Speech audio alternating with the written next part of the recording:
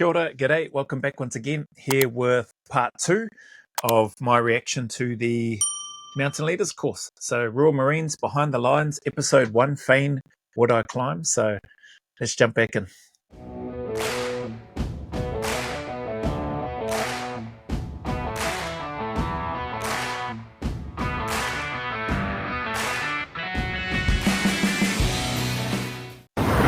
And then he told me no, and think about it. I thought about it more and more, and the more I thought about it, the more I was scared to go back on the rock. And then he took me away, and he took me on some problems.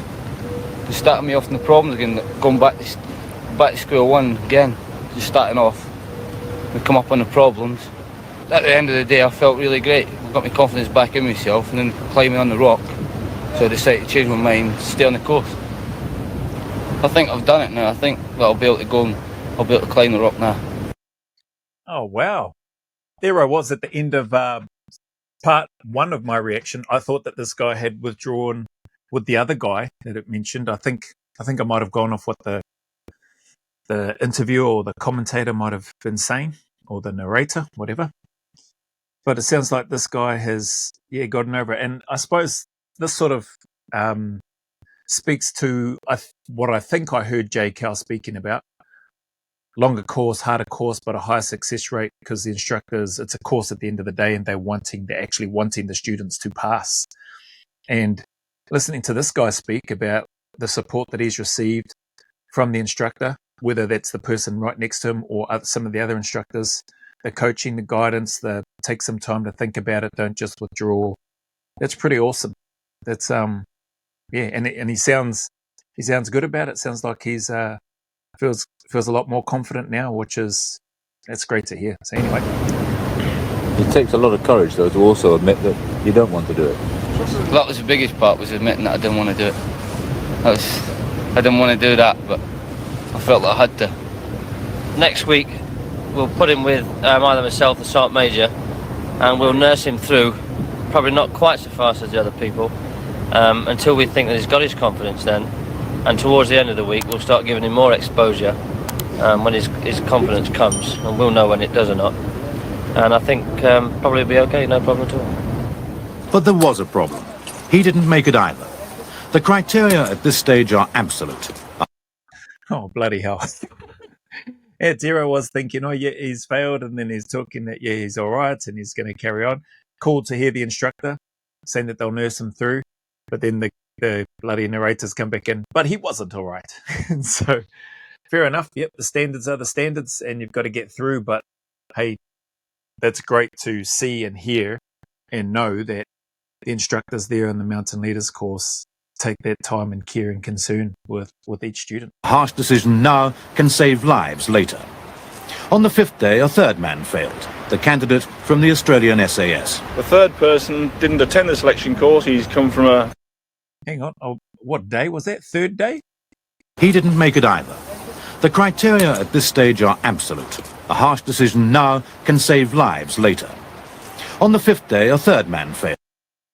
5th day, day 5 of a 9-month-long course? The candidate from the Australian SAS. The third person didn't attend the selection course. He's come from a faraway country.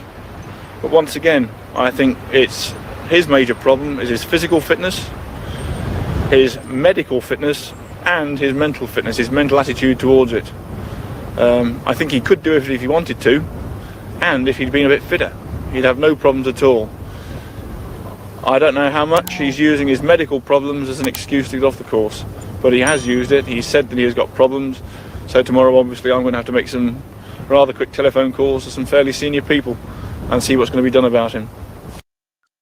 Well, day 5, I'm assuming the captain, the head of the Mountain Leaders group, or what is it? Mountain Arctic Warfare Cadre. I assume he's talking about the guy from SASR who's used. Interesting to say his fitness. Sounds like his fitness wasn't up to scratch based on what he's saying. Medical, so some sort of medical issue or medical issues, and mentally wasn't there. 3 things which are really important for selection. You want to be physically well prepared, which during my time, and the guys that I saw there, they were more than physically capable. Medically, like, yeah, you want to try to avoid those and obviously be as fresh and fit and as capable as you can. Otherwise, waste of time traveling all that way over there. And then mentally, holy heck, those are three key ingredients for a selection. So hearing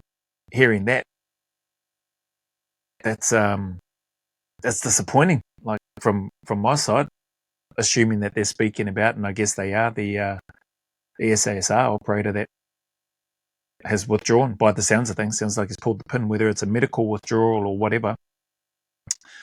They've withdrawn from this course. Man, what a shame. Oh, well. At the end of the week, and each week thereafter throughout this preliminary 9-month course, senior members of the Cadre assess each man's progress. It's perhaps as well that the candidates can't sue for slander. Craig. Absolutely. He wanted me to allow him to take 20 feet of slack and then jump out the chopper because he wasn't getting a good start off. We're thinking of electing the most ugly man of the ML2's course. The most ugly man of the ML2's course. Holy heck. That's high, that one, for a helo rappel from that height. I don't think I've ever done a rappel out of a chopper from that high. Had some that have been high, but man, looking at that, yeah, I don't think I've ever rappelled out of a chopper that high off the ground. After a week at Land's End, abseiling 200 feet out of a helicopter is regarded as a mere games afternoon.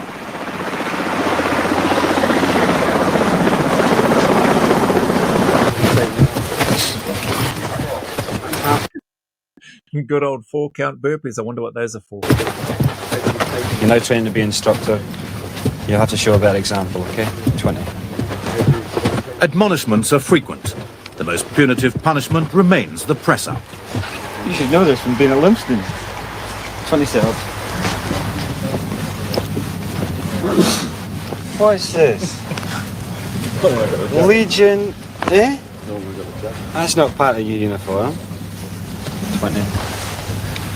There's no barrack square bawling. It's all done with almost courteous restraint. It's a hard case. It's good to see that on any course, it doesn't matter.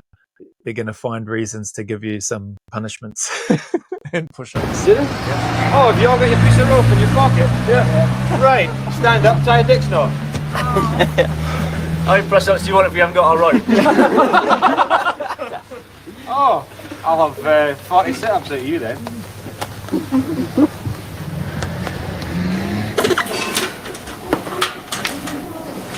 It seems unlikely that any of God's creatures would actually volunteer to become the Cadre's mascot.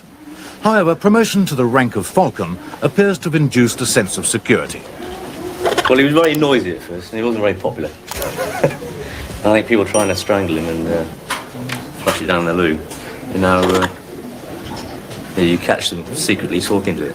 When you come in, they pretend they weren't.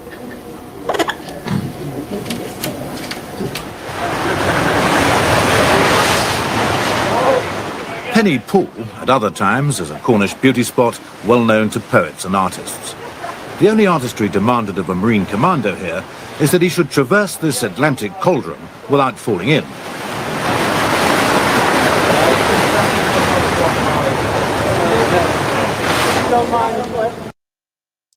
Looking at that, like, not having been there, not knowing what that's like, you could almost be forgiven for looking at that and going, oh, that doesn't look like much, but I bet it probably gets pretty hectic in that space.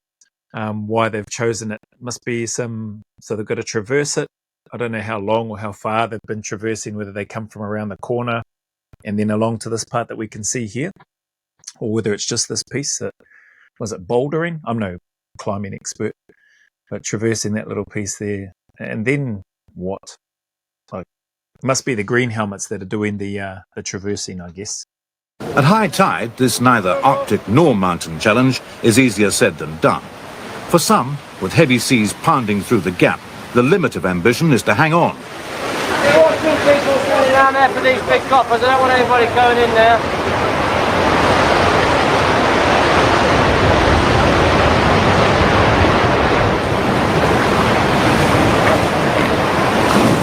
Just unclip that, somebody up there. For Corporal Grant, hanging on is both agonising and essential for survival. His right shoulder has been torn completely from its socket.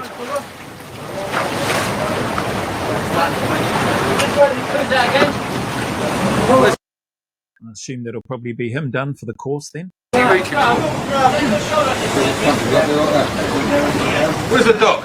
Yeah. Get that rope, somebody, get that rope.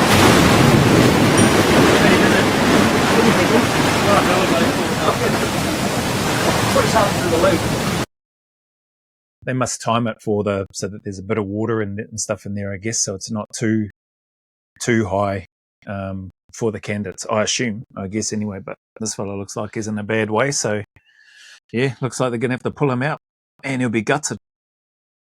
Must still be pretty early into this course, I don't know.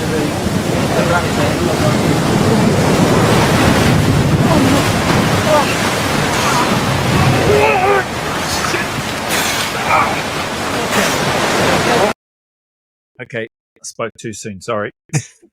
Bloody hell. That would have hurt. Good thing they've already got the rope around him. I'd hate to have seen him get washed in there without the rope on him and his bloody arm that's been torn out of its socket completely. He'll be in it'll be bloody hectic for the staff and that as well, because then they're into a rescue recovery mission, which they're already into one now. Going to probably pull him out of there. Bloody hell.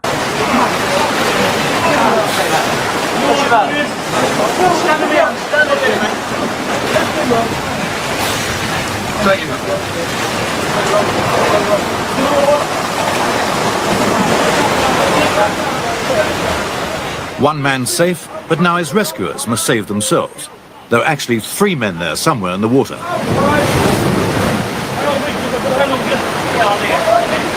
the belt stretcher down, will you? Belt stretcher!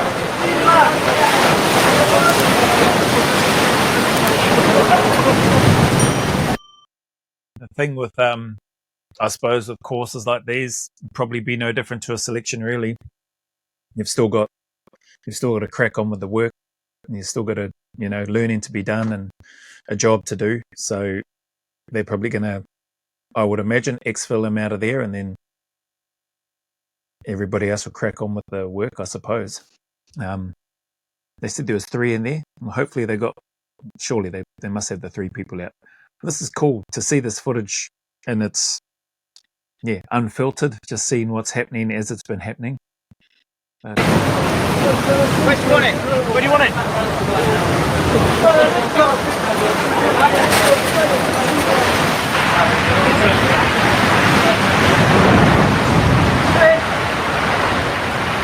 Last man out, and lucky. If that wave had been as massive as the last, his next stop could well have been in the neighborhood of Boston, Massachusetts.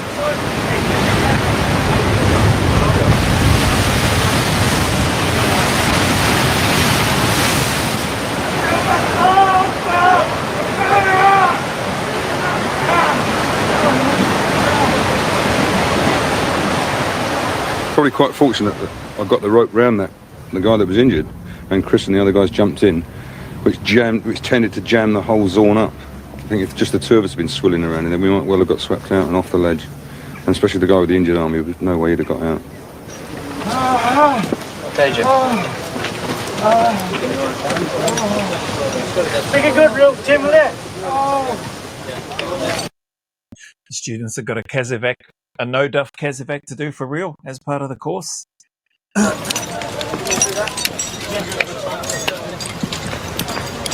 But you thought your time had come, didn't you, then? Yeah, I did for a while. I was in that cave, yeah.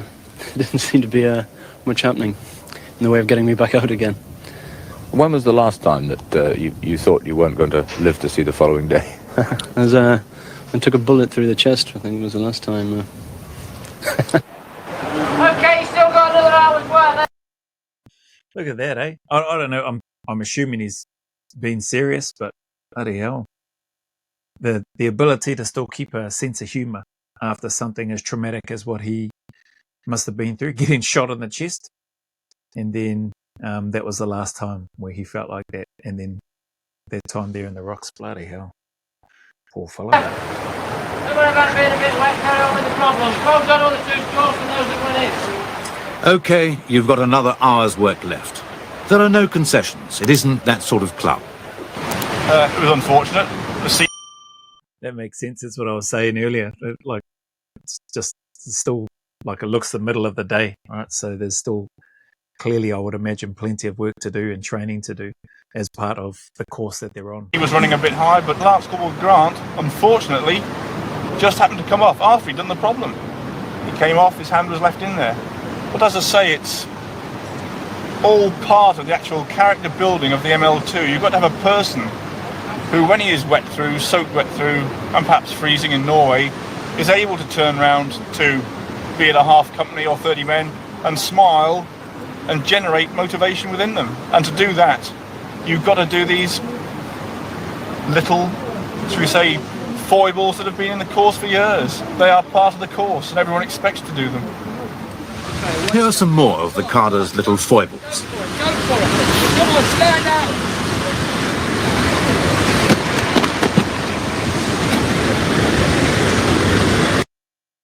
Lucky they got their helmets on, blinking heck, he sputtered in hard onto the side of that rock. Oh, Yes! Right, good. That's the old rope trick. Everybody knows the rope trick. They're expected to climb anything set before them. In this case, a traverse of the sea wall at Sennen Cove. looking at this and these guys here, this looks like something that climber Alex Honnold would enjoy, the free solo dude. And that fella climbs anything and everything by the looks of it.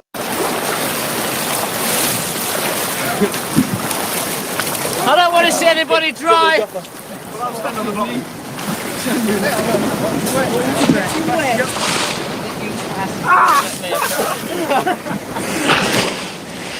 To the Queen's enemies, perhaps even to the Queen herself, the horseplay must seem dangerously close to anarchy. Get him! What military system is it which permits a sergeant to be roughhoused by his men? That's the sergeant that was doing all the roll, like one of the head instructors, I'm guessing. And I don't know if these are other directing staff or if they are. Nah, they must be candidates. Hard case to see this. Okay, now you there. Free ranks.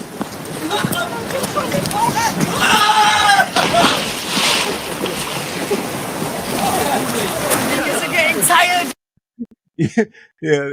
If that's one of these, if those are students, candidates on the course, and that's the sergeant that they've just thrown into the water, there's no way at all you're ever doing or even thinking about doing anything like that on a selection or on cycle for the SAS. Their feet are slipping off. The wheels are coming. Next, they steal the keys of the instructor's transport. When you're tying up, just prior to going in the yoggin. Yeah, there's no way at all. Students, candidates on an SF selection, you're not stealing no instructor's keys, not unless you want to be tortured and then fail the course. Okay, that's it. Sorry, lads.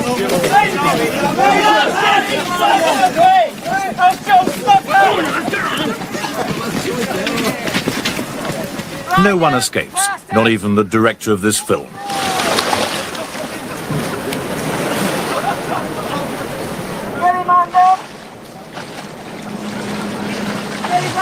But the skylarking can be switched off in an instant. Sunset heralds the next stage in the curriculum. After just 1 month on course, they take to scaling cliffs in darkness. Right, what I want to do now is confirm with you again the climbs you're actually going to do. Corporal Dale, you're on corner climb. Corporal Mills, staircase. Corporal Craig, corner climb. Lieutenant Smith, banana flakes. Yes. And Corporal Nash, Corporal Dix, main face. You sure you're up to it, Nash? Okay, and on completion of this brief, what I want is no smoking, no talking, and no lights. Is that understood?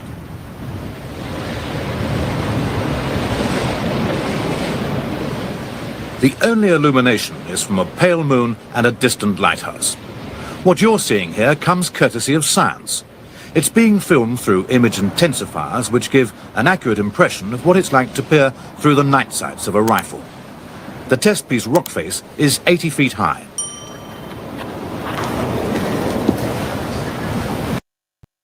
I can only imagine how black, how dark it must be on those rock faces that they're climbing. 80 feet. Whew.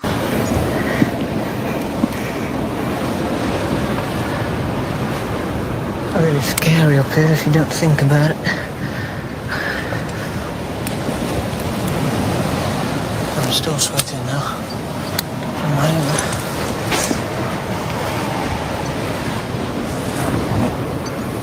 Get a bit of reinforcements coming down this thing. I'm doing going to knock some of the rocks.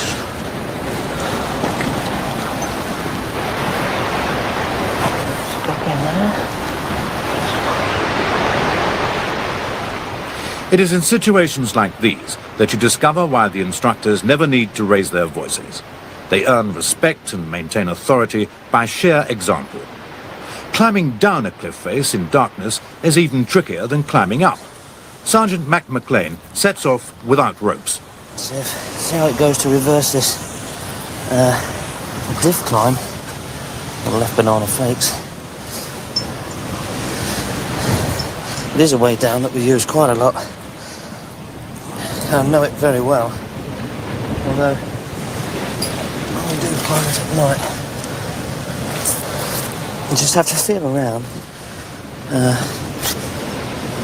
look with your hands where my feet are going to go. Once I've found a foothold, I can then go back to cache with them. Have 3 points of contact, knowing there's somewhere there. Nice and easy for my feet. Great.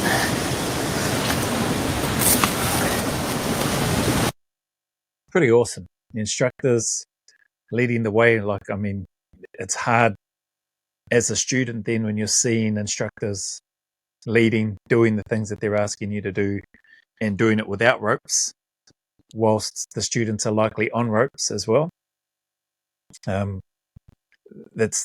That surely is going to give them confidence too, to continue on and do the work that's been asked of them. It's a case of testing all the holds in the normal way. Bit of a stretch there, but not bad.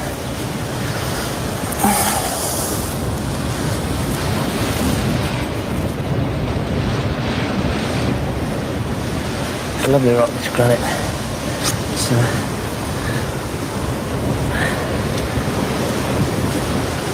And what I have to do is work my way down the outside of this rib here.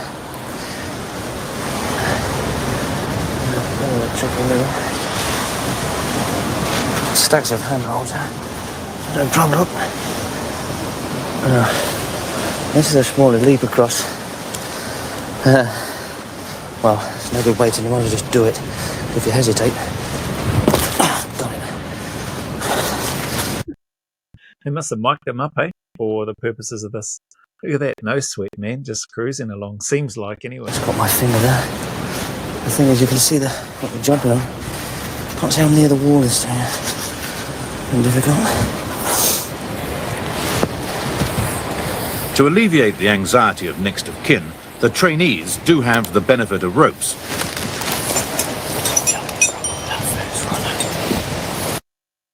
That makes sense. So, just like they did with that little initiation piece on the part one of my reaction, them jumping across onto the other rock there, and they had ropes on them there too. So yeah, it makes sense that they've got ropes on them doing this, and I'm assuming this is their first night ascent and descent. No, just the ones on the belay.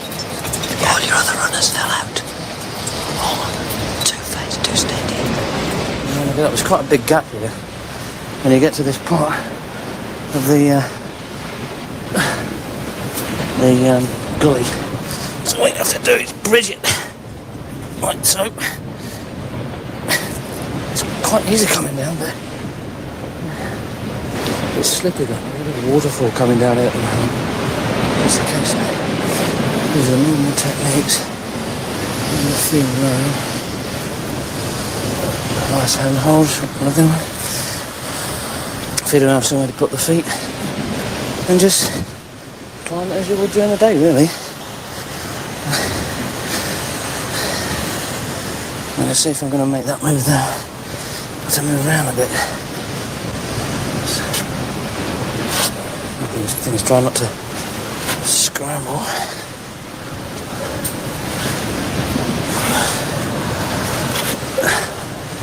Gets your adrenaline down a bit. That's when you do it at night, and it gives you at one with what you're doing, I suppose. Yep. Up on the top. That's it. 32, good, all right. And that's it. Makes it look simple as far out. But it definitely would not be. Grip tight gully and banana flakes. Gives you a nice sensation when you finish that.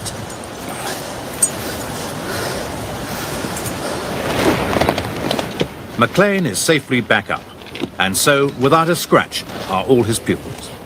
But these are only the foothills of an Everest of training. From the cliffs of Cornwall, they now move on to an altogether different challenge in the bleak terrain of the Hebrides. There, they were set out to prove that there can be life after Egon Ronay. It's about survival behind the lines, and it's not for the squeamish. What are those, worms? What is that? Maybe it's something for the students to have to eat.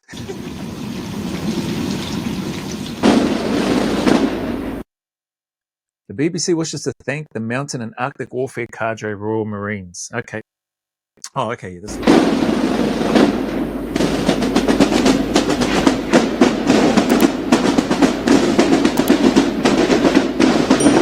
Waldridge.